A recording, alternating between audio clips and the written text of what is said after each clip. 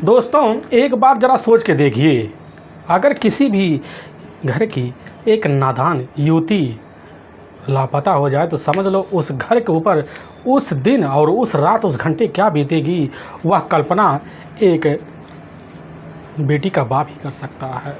लेकिन अंत ऐसे होता है इसकी कोई कल्पना नहीं कर सकता। इस घटना में, आज की घटना में सेम कुछ ऐसे ही होता है। नमस्कार दोस्तों, मैं प्रदीप कुमार आपको इस टेढ़ी बात चैनल पर मैं स्वागत करता हूं। दोस्तों आज की यह जो सच्ची घटना है, यह घटना सुनाने से पहले मैं आपसे एक छोटा सा रिक्वेस्ट करना चाहता हूं, क्योंकि आप अगर इस चैनल पर नए हो और पहली बार आए हुए हो तो एक बार जाकर अपने ही प्यारे हाथों से आप इस चैनल को लाइक और सब्सक्राइब और शेयर ज़रूर कर दें, ताकि आपकी वजह से इम्पोर्टेंट होने के नाते यह जो वीडियो है या क्राइम स्टोरी आज काफ़ी लोगों तक पहुंचाया जा सके, और ताकि इसी की वजह से कई लोग सतर्क भी रह सके। और एक बार जाकर अपने प्यारे हाथों से चैनल को सब्सक्राइब शेयर ज़रूर करें। दोस्तों आज की यह जो सच्ची घटना है, यह घटना ठीक महाराष्ट्र प्रदेश और उसी में जाना माना ज़िला पड़ता है अब पालघर, और ठीक उसी में जाना माना बसई थाना पड़ता है। उसी के अंतर्गत एक बिरार अब पश्चिम के ही बोलीज नाका होता है, और उसी में जाना माने गोल्डन ओके इमारत होता है। उसी इमारत में रहने वाले अब दीपक शाह होते हैं, जिसकी उम्र लगभग अब इधर 38 साल के आसपास होता है। उनकी अपनी एक बेटी भी होती है जिसका नाम अब किंजल होता है, जिसकी उम्र लगभग अब इधर 18 के करीब होता ही है। अब उनकी जो अपनी पत्नी होती है घर में मौके पर रहते, लेकिन दीपक शाह जो होते हैं अपनी बेटी की पढ़ाई के लिए दिन रात कड़ी मेहनत भी करते हैं। उनके खुद का अपना एक किताब का दुकान हुआ करता था। उसी से उनकी जो बेटी होती है मौके पर पास इंटर कॉलेज होता है, उसी के पास एक बीकॉम कॉलेज होता है, उसी में जाकर बीकॉम की पढ़ाई भी करती है। लेकिन मैं बात कर रहा हूँ 18 जुलाई का। अब जैसे सुबह का टाइम होता तो उसी वक्त अब किंजल अब कॉलेज के लिए निकल जाती है, लेकिन यहाँ जब टाइम हो जाता आने का शाम का, लेकिन तब लौट के नहीं है। उसकी जो माँ होती है अब इधर दीपक से पूछताछ करती है। दीपक कहने लग जाते कि हो सकता है कि बेटी अपनी सहेली के घर चली गई हो, जिसकी वजह से लेट हो आने में। लेकिन इधर अब रात का 9 बजे के आसपास टाइम हो जाता है, तब भी किंजल लौट के नहीं आती है। और तब भी दीपक और उनकी अपनी जो पत्नी होती है वह भी सोचकर परेशान हो जाती है। उसी वक्त अपना फ़ोन निकालते हैं और किंजल के मोबाइल पर तुरंत कॉल मिला देते हैं, लेकिन किंजल का मोबाइल स्विच ऑफ बता देता है।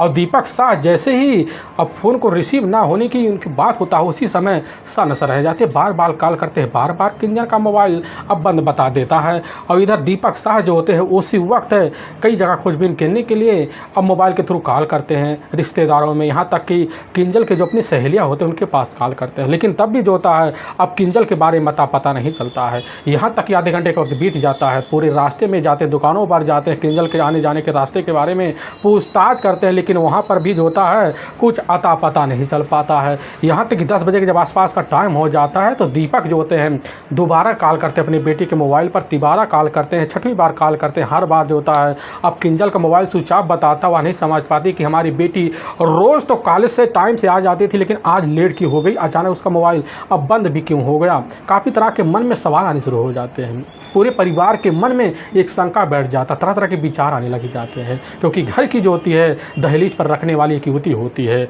अब वह युवती इस तरह नादारत हो जाए तो परिवार के ऊपर मुसीबत आना स्वाभाविक होता है। मन में तरह तरह के संचाए वह लोगों के मन में गूंज रहे होते हैं। यहाँ तक कि जब 10:30 बजे के आसपास रात का टाइम हो जाता है तो इधर खुद जो होता है दीपक शाह अपने करीबियों को लेते हैं और सीधा का सीधा निकल जाते हैं बिरार अरनाला पुलिस थाने में। और वहाँ जब पहुँचते हैं तो वहाँ पहुँचने के बाद वहाँ के शासन अधिकारी दत्त प्रकाश रोंगड़े जो होते हैं उन्हीं के सामने अपनी बेटी किंजल की एक एक बारे में जानकारी देते हुए गुमशुदगी का मुकदमा दर्ज करवा देते। दीपक शाह की सारी बात सुन लेते हैं और मामला एक जवान युवती का होता है, इसीलिए वहाँ के जो दत्त प्रकाश रोंगड़े उसी वक्त एक्शन में आते हैं। तुरंत जो होता है गुमशुदगी का मुकदमा दर्ज कर लेते हैं और इधर किंजल का मोबाइल नंबर लेते हैं। लेने के बाद मोबाइल नंबर के थ्रू संपर्क किया जाता है, लेकिन वह बंद बताता है, बार बार कॉल करते हर बार बंद बता देता है।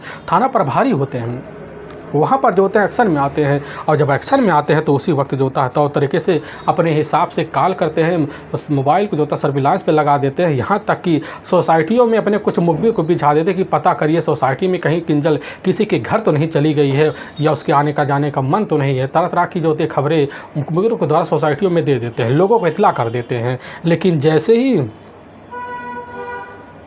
अब कुछ ही वक्त बीतता है तभी जो होता है उन्हीं के पास जो होता है जो तत्प्रकाश रोंगटे सर होते हैं, उन्हीं के पास एक ऑटो चालक पहुँच जाता है जिसका नाम होता है ओम प्रकाश उर्फ ओम।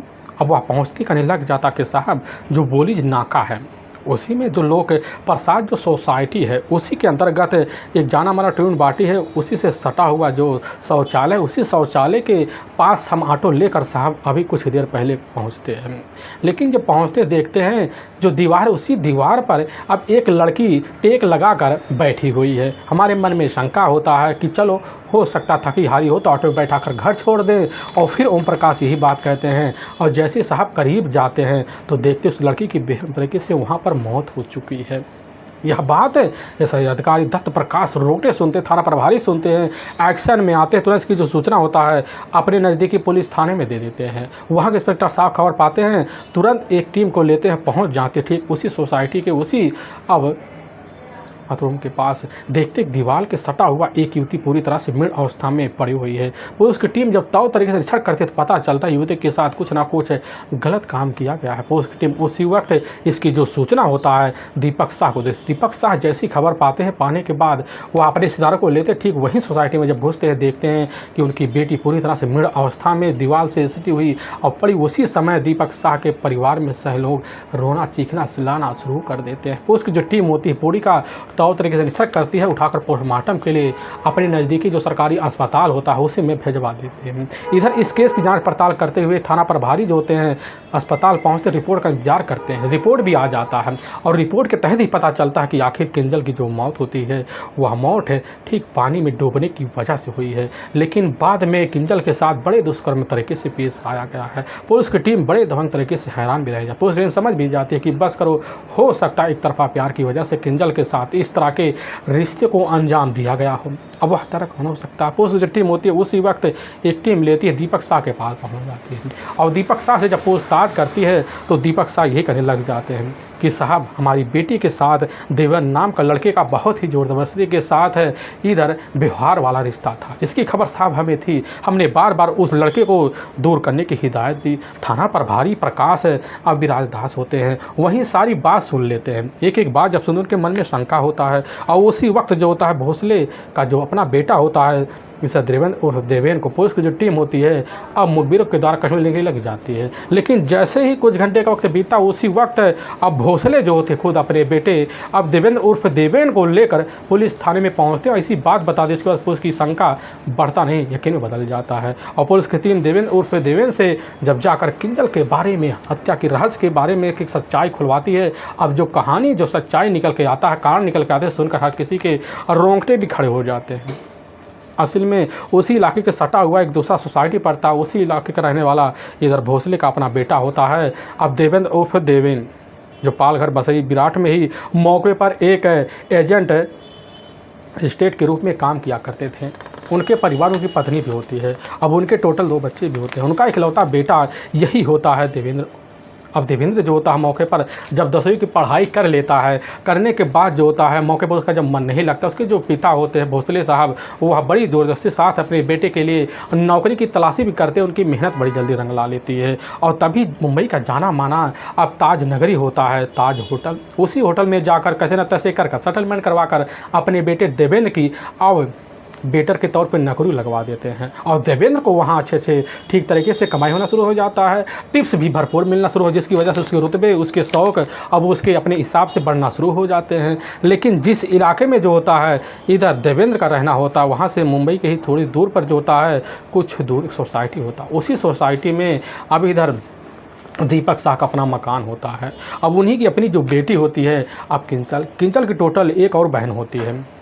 लेकिन किंचल जो होती है मौके पर सीधी सादी भी होती, पढ़ने भी तेज तवार होती है और पास मुंबई जोगनगर पड़ता उसी मुलड़ में या SNTT कॉलेज होता उसी में जाकर BCom की भी पढ़ाई करती है। तो तरीके से पढ़ाई की वजह से उसके जो मान सम्मान होते हैं अपने घर में काफ़ी अलग होते हैं। तो तरीके से उसके जो रुतबे होते हैं वह काफ़ी अलग होते हैं। बोल चाल की जो भाषा होता है लाल पड़ वाला होता है और जब लाल पड़ वाला होता है तो एक ही गली में होने की वजह से देवेंद्र की जो नज़र होता है अब एक बार जाकर अब किंचन के ऊपर पड़ जाता है। हमर उम्र होने की वजह से किंचन किंचन जो होता है बड़ी जल्दी इधर अपने सारे दुखों को शेयर जो होता है देवेंद्र के साथ करना शुरू कर देती है। और देवेंद्र जो होता है खूबसूरती जब देखता है किंचन की तो उसी समय अपने मन में दीवानापन मसा लेता है। वह किंचन को चाहना शुरू कर देता है और किंचन को खूबसूरती के आगे मुराद होने के लिए बार बार किंचन के इर्द गिर्द मंडराने भी लग जाता है। और इधर सोचता है किंचन से मुलाकात करने का मौका कब मिलेगा, लेकिन किंचन थी नादान जिसकी वजह से वह कभी भी जो होता है इधर देवेंद्र की बातों और उसके नीयत को नहीं समझ पाते। लेकिन देवेंद्र के मन में जो होता है किंचन के लिए दिल में घर बन चुका होता है।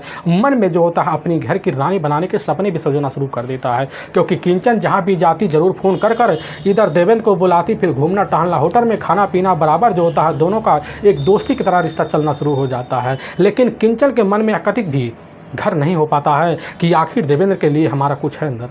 वो एक दोस्ती के नाते घूमना फिरना बराबर चलता रहता है। लेकिन जब कभी देवेंद्र जो होता है किंचन को किसी युवक के साथ जो होता है हंसते खेलते देख लेता तो उसी वक्त उसके मन में कीचड़ बैठ जाता और बार बार किंचन को जो होता है धमकाते हुए दूर रहने की हिदायत। लेकिन किंचन को यह बात अच्छा नहीं लगता है और इसी बीच किंचन के मन में शंका हो जाता है। तो उसी वक्त जो होता है अब किंचन देवेंद्र से दूरी बनाना शुरू कर देती है और देवेंद्र जो होता है अब किंचन को पाने के लिए जो होता है उसी वक्त अपनी नौकरी छोड़कर किंचन के दरवाजे का चक्कर भी लगाना शुरू कर देता, मुलाकात करने के लिए बहाने ढूंढना शुरू कर देता है। और तभी जो होता है इसी बीच एक दिन जाकर किंचन के सामने गली में ही अपने प्यार का इजहार कर देता है। यह बात जब सुनती है किंचन वहीं तौर तरीके से अहमियत समझाती, दोस्ती के नाते को समझाती है। लेकिन प्यार में पागल जो होता है इधर देवेंद्र किंचन को पाने के लिए तरह तरह के सपने सजोना दिखाना वहीं शुरू कर देता और किंचन उसी समय तौर तक डांट फटका लगाकर अपने घर पहुंचती, अपने पिता दीपक शाह को सारी जानकारी देती है। और दीपक शाह अपनी बेटी को अपनी हिदायत में देने के लिए पाबंदियों लगाते हैं। लेकिन इसकी जो खबर होता है